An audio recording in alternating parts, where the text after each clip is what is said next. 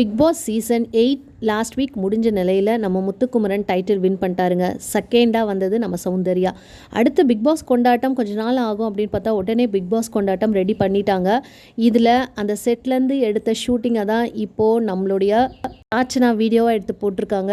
எல்லாருமே வந்திருக்காங்க. Most probably பார்த்திங்கன்னா நம்ம அங்ஷிதா, அருண், ரவீந்தர், ஜாக்லின், அப்புறம் பவித்ரா எல்லாருமே வந்திருக்காங்க. முத்துக்குமரன் நிறைய பேர் வந்திருக்காங்க. ஆர்னவ் எல்லாருமே வந்திருக்காங்க.